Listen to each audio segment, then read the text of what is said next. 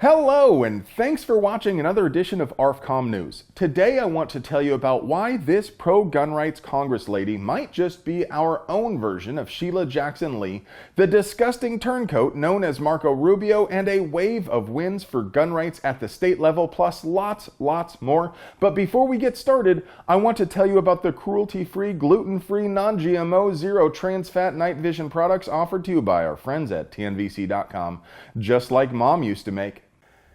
If you like seeing stuff more than not seeing stuff, take a look at our sponsor, TNVC.com, your source for quality night vision gear to make you the bump in the night. A few weeks ago, I reported on HR 127 and why I don't think it's likely to pass. I'll throw a link up her, so if you haven't seen that video, may as well open it in a new tab and watch it when we're done here, but the TLDR on it is, yes, it's awful. Yes, Sheila Jackson Lee is a stupid lunatic, but she has literally never managed to pass a single bill she sponsored in her entire career, and her sole purpose for the party is to propose crazy BS to make other bills look reasonable by comparison. It's called shifting the Overton window, and if you're not familiar with that phrase, I recommend you do some Googling. But HR 127 has about as much chance of passing as Wayne LaPierre has of shopping at Ross, largely because it is so awful. It contains provisions which would be intolerable even for absolute FUDs. It isn't intended to pass. Not that you shouldn't oppose it, but there are a lot of other bills which are far more threatening to our civil rights. But if you think tilting at windmills in an attempt to shift the Overton window is something only authoritarian control freaks do, have I got a story for you. You know those 2A sanctuary bills we've been seeing pop up at the state level for the last decade or so? They vary a bit from state to state, but generally the idea is to mimic the approach of immigration sanctuary laws by prohibiting the use of state or local resources to enforce federal laws. Well, U.S. House member Marjorie Taylor Greene from Georgia, 4 more years of Georgia, has introduced a national version of this sanctuary idea. Her new bill would choke off funding for the enforcement of federal gun laws and prohibit the ATF from making up new rules as they go along. I don't really know how to feel about this, to be honest. Dude, you're embarrassing me in front of the Wizards. I mean, it's cool, she wants to help, but the Second Amendment kind of makes the whole country a 2A sanctuary anyway, and this bill won't move at all in the current political climate. Joking aside, the intent of this bill is to stimulate debate in committee, and the language could be tacked on to spending bills. Ultimately, it won't go anywhere, but it does force debate, and it shifts the Overton window in our favor. The bill does not have a number assigned yet, but it does have a half-dozen co-sponsors. Nothing says freedom like violating the rights of citizens simply because they are suspected of a crime. As much as I enjoy eating at Marco Rubio's restaurants, his grasp of the U.S. Constitution leaves a lot to be desired. 2016 GOP primary loser, NRA A+ rated politician, and authoritarian enthusiast Marco Rubio has sponsored a bill which would prevent people from buying a gun if they have ever been investigated for terrorism. America! To be clear, we're not talking about folks who have even been charged with a crime, let alone convicted. We're talking about people who might have sold a refrigerator on Craigslist to some stranger who ate lunch in the same cafeteria as someone who the feds think might be in the Alcasos. Investigation means just that. They investigate to see if there is actually any connection. As vocal as I am about gun rights, I'd be surprised if I haven't been investigated. Unfortunately, I doubt there is any way for me to actually know if I've been investigated for my dank memes, or at least there currently isn't. If Rubio's bill were to pass, all I would need to do is attempt to purchase a gun, and I'd know if I'm on the secret blacklist. Not sure if it's the smartest idea to allow people who are actual threats to perform counter-surveillance so easily. Unless that's not really the point, and Rubio actually just wants to weaponize the surveillance state against anyone who expresses wrongthink. If you live in Florida, I urge you to vote against Rubio in the next primary. Whether or not you live in Florida, I want you to pause the video right now and call 202-224-3041 and tell him you intend to vote against him in the next primary if he does not immediately withdraw his support for this bill. Tell him it's a gross abuse of the power of the state. It amplifies the oppressiveness of an already Orwellian surveillance state and blatantly violates due process. And if you're an NRA member, please write or call them as well and ask them to explain why this C student still has an A+ rating. It may be tempting to go full Eeyore about the gun rights issue at the federal level, but there is actually a lot of positive stuff going on right now at the state level. Montana is poised to pass a bill which would reduce the number of defenseless victim zones. HB 102 would remove the blanket prohibition by statute on weapons in banks, bars, and restaurants which serve alcohol for consumption. Obviously, businesses can still prohibit guns on their property, but under the old law, businesses weren't allowed to permit carry in these types of establishments. HB 102 puts that decision back in the hands of the property owner.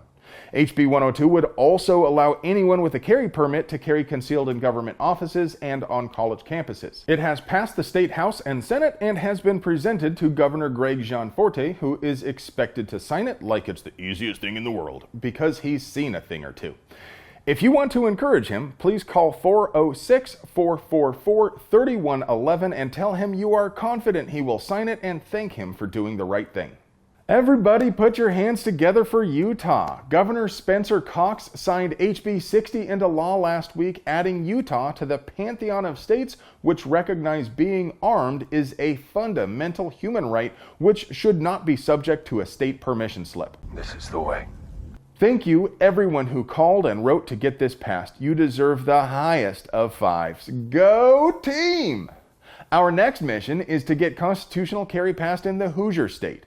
HB 1369, nice, is currently working its way through committee hearings where multiple county sheriffs testified in favor. Hamilton County Sheriff Dennis Quackenbush said, "The government should not be your plan A for protection or self-defense," and cautioned criminals will always find a way to arm themselves. The Fraternal Order of Police, though, went on record opposing the bill, arguing that people are often denied a permit to carry, but failing to mention most of those denials are because those people are prohibited possessors who would still be ineligible to have a gun or to buy one irrespective of the new law.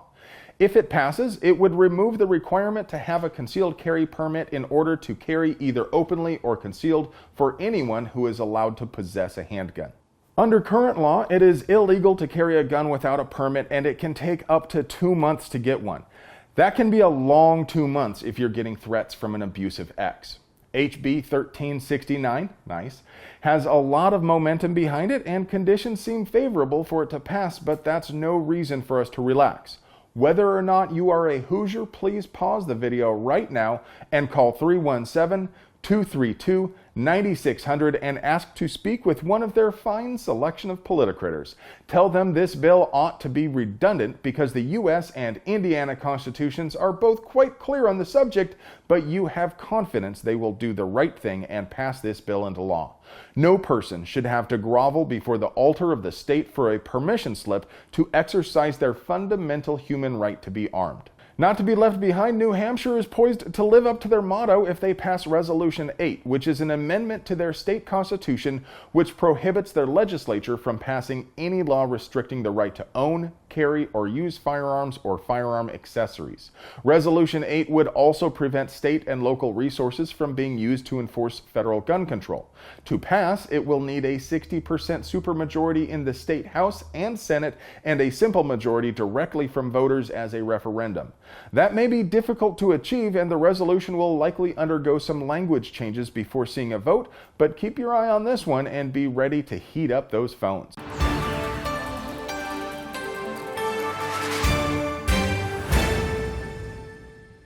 Industry news. If you want to see warm bodies in the dark like Predator, but your budget is more ramen and Budweiser than caviar and Dom, this might just be the ticket.